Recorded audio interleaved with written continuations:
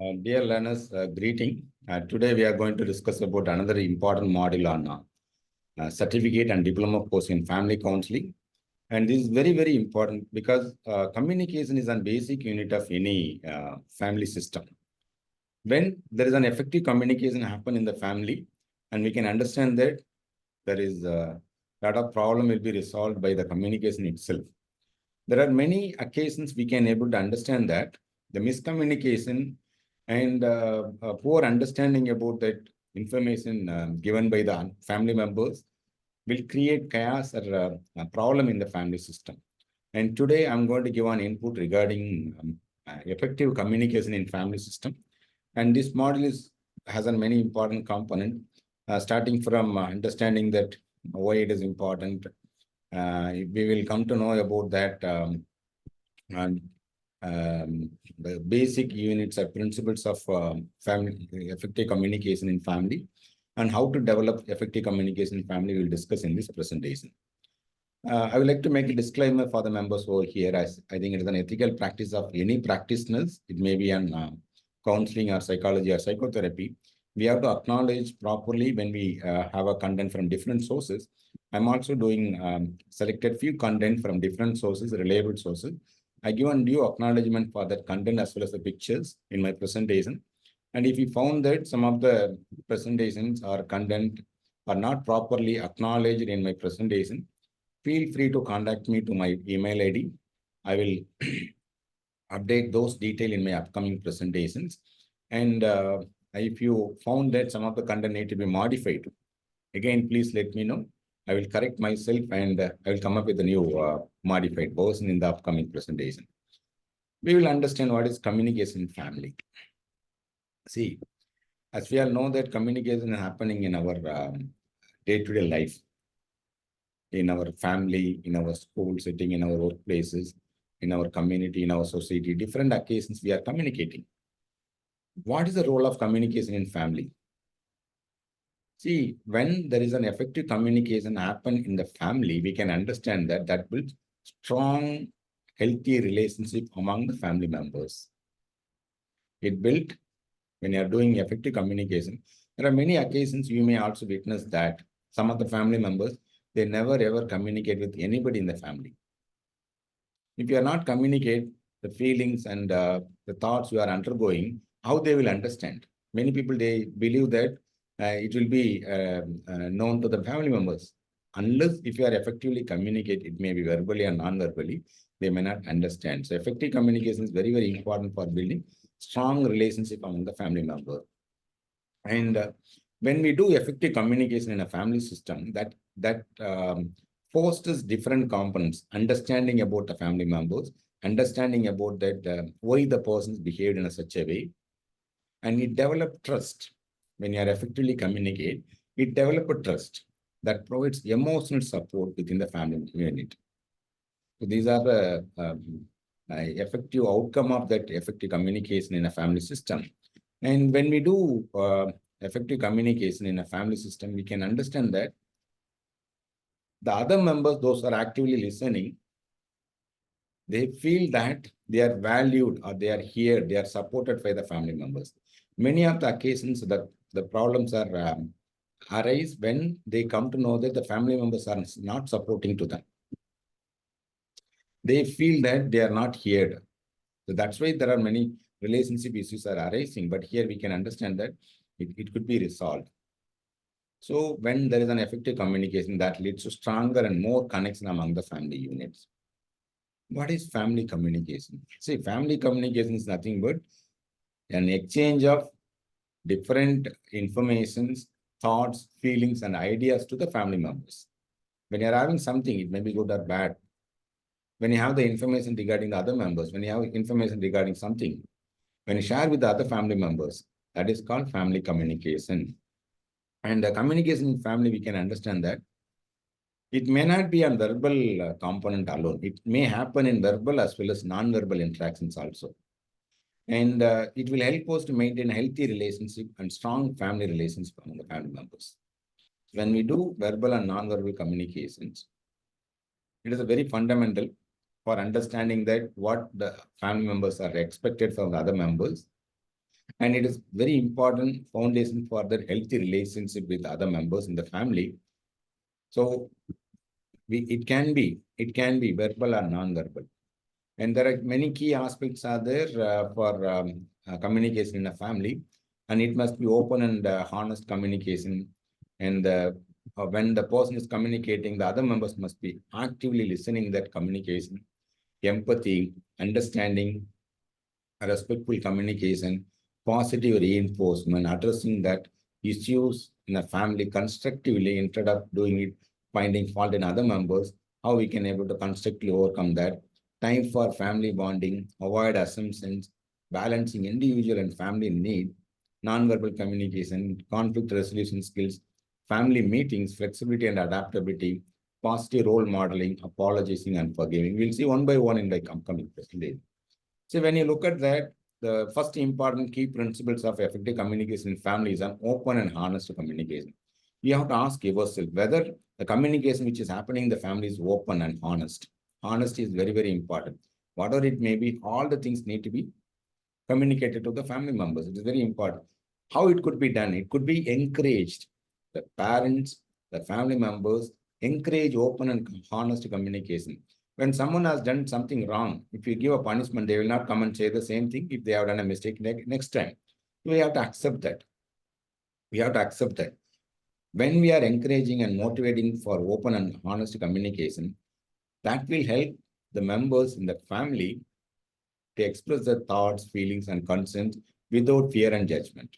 When you make a judgment, when you punish them and they may have a fear and they judge about a particular person, don't make any judgment and don't create any fear among the person who are sharing that something I have done wrong.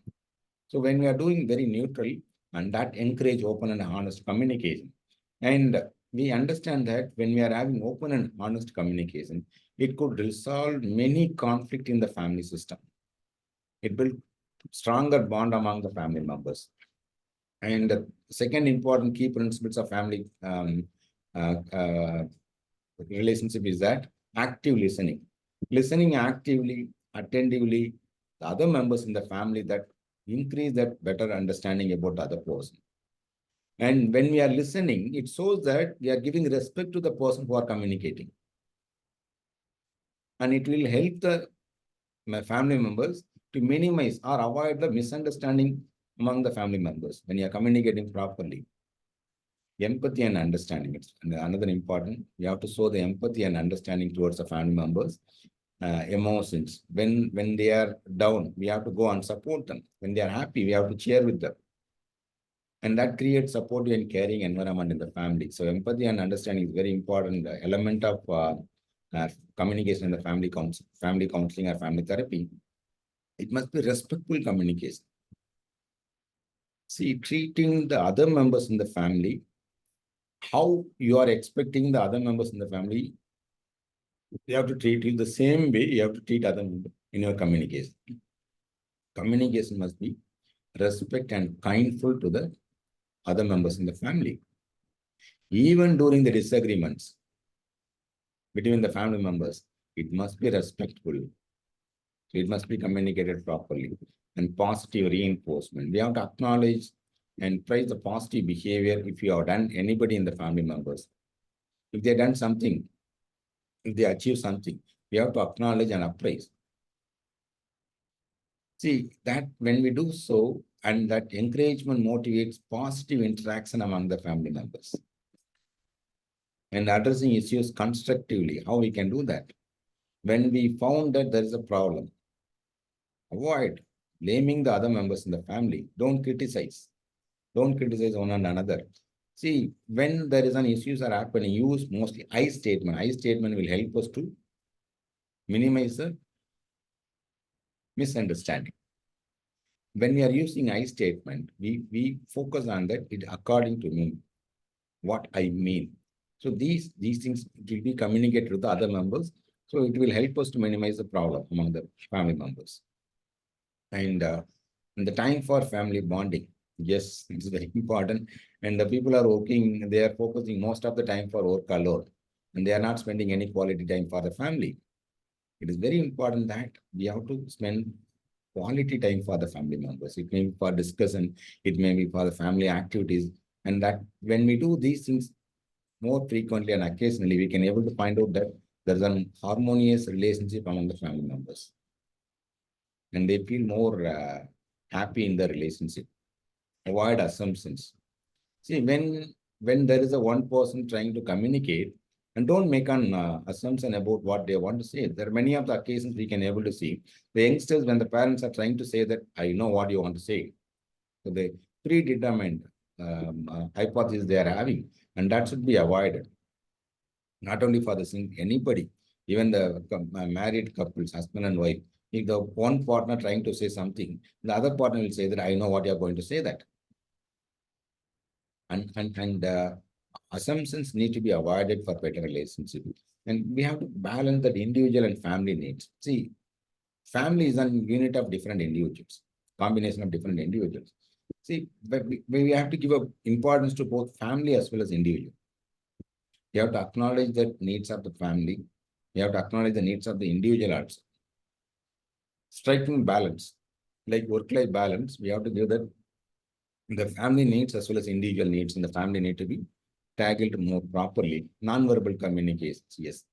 It is the duty of the elder members to teach the youngest to understand that how to read non-verbal cues that we can call as an emotional intelligence, the body language, the facial expressions, and how their emotions are expressed, how their emotions are conveyed, how they are feeling. That could be understood through non-verbal communication. It must be taught by the elder members to the younger members in the family unit, and that's very, very important for a better relationship in a family.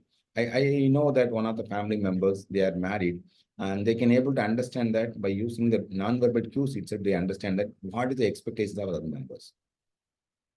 So that kind of a skill that need to be developed. Conflict resolution skills. So no family is on 100% compatible. Conflict will come. So you have to teach and practice how you can come out to resolve the conflict within the family. And that must be done peacefully, and it must be more constructively. And if it is not properly addressed, this conflict, it may lead to separation. And family meeting. Regular family meeting need to be done. Discuss most important things with the family members. Make a decision more collectively. Address any ongoing concerns in the family that need to be discussed with all the family members. And in the family communication, it must be flexible and adaptable. Be open when you are exchanging the information, communicating with other members in the family. And it must be on, for example, when you are communicating with the elders, it must be more polite. When you are expecting the same thing for other members also. So based on the needs of the other family members, some people, they would like to have a short communication.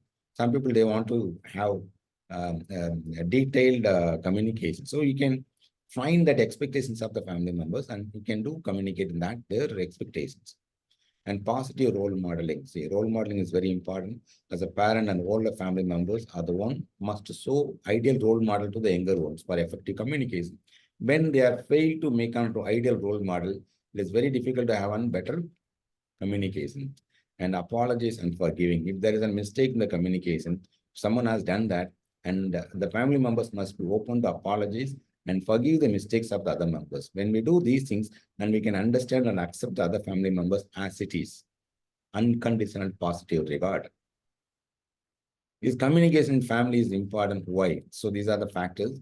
When the communication is very important in a family, there are many reasons, several reasons. I'm going to let you know some of the reasons. These reasons are very important for having better family communication. Building strong connection among the family members. To resolve the conflict immediately. Emotional support of the family members when they are in need. To share values and traditions of the family. Parent-child bonding when you want to strengthen to solve the problem in the family. Reduce the stress. Enhance understanding among the family members. These are the very important reasons for having effective communication in the family. How to build, the first important thing is about when we're doing effective communication, it builds strong bond among the family members. It strengthens the emotional connection among the family members. And when we do open communication and effective communication, it creates sense of belongingness, and they feel that they are receiving support from the family members when they are heard, when they are actively listened by other members. It helps when there is an effective communication. It helps to resolve the conflict. When we do open and honest communication, the other members will come and even the disagreements are there, they will come and help them when they have someone in the family need and help from other members. It promotes compromise. It promotes understanding about other members. Emotional support. Yes, when we do an active and effective communication in the family system, it allows the family members to express their emotions more freely. And other members will be more empathetic. When they are empathetic, they can able to understand why the people reacted in such a way. And sharing values and traditions. Yes, family values are very important, and that could be shared to the other generations through family communications. The tradition and, for example, in a particular family, they are having that family heritage, family practices, and that should be conveyed, transformed to the other family members, the younger ones. Generation after generation, if they are following, is because the sharing that values and tradition through effective communication. And when you look at the, when a parent having frequent communication with a child are having better bonding, parent-child bonding. And if they are not having adequate communication, and you cannot find that they are having better communication. And positive communication between parents and children are very, very important for better relationship between parent-child. Problem solving. When there is no house you can able to see without entrance. Same way, no family you cannot find without problem. Problems are omnipresent. So when we are doing effectively communicate, one person needed, other person will come and give aid them. They will come and help the person. So everyday problems can be resolved when we are strengthened, when we are unity. And when they are making decisions collectively, there are a lot of problems will be resolved. Stress reductions. Yes, effective communication will help them venting out, catharsis, as I said, that reduce stress and anxiety among the family members. When they are fix a time for the family communications, and some of the points, some of the things they feel more uncomfortable in their mind, they can share with the other family members. They feel relaxed. It helps them to reduce their fear and anxiety. Enhanced understanding. Yes, it's a very another important point. We can understand that when we do effective communication, active listening and empathy improves understanding each family member's perspective and needs. When we do so, and we can able to see that there is some clarity in understanding about the family members' needs and expectations. When we are clear about what they are expecting, we can do accordingly. And here is the final part of my presentation. I hope you got an insight regarding what is family, what is effective communication in a family, what are the key elements, and why it is important. Now I'm going to let you know how to improve family communication. So here are the 10 points I'm going to let you know. Active listening, encourage openness, use I statement, practice empathy, the family time, be respectful, share responsibilities, set boundaries, use non-verbal cues, resolve conflicts peacefully. So these are the strategy you can use for effective communication in the family. Active listening, a very, very important step. And there are many family members having conflict. It is because the other member not actively listening. When someone is trying to communicate, they said, okay, I'm listening, you can tell me. So that is the point. When the members realize that the person is not here properly, pay full attention to the family members and avoid interruption when they are communicating. It's a basic etiquette. Show interest in what they are saying. When you are showing the interest, and they will be communicate more effectively. So there are many families are departed or separated. It is because they are not actively listening to the other members' grievance. Encourage openness. The many cases we discussed here. So when we are doing open communications, it will be happen when you are giving safe and non-judgmental environment to the members who are expressing it. When we are failed to do encourage these things, non-judgmental environment or safe environment, they will not come forward and say that what kind of feeling they're undergoing.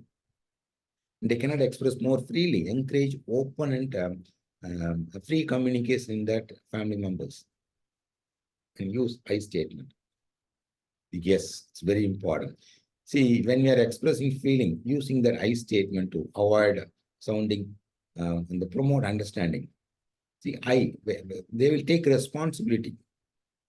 So no, you are not. There are occasions you can able to see when they are communicating.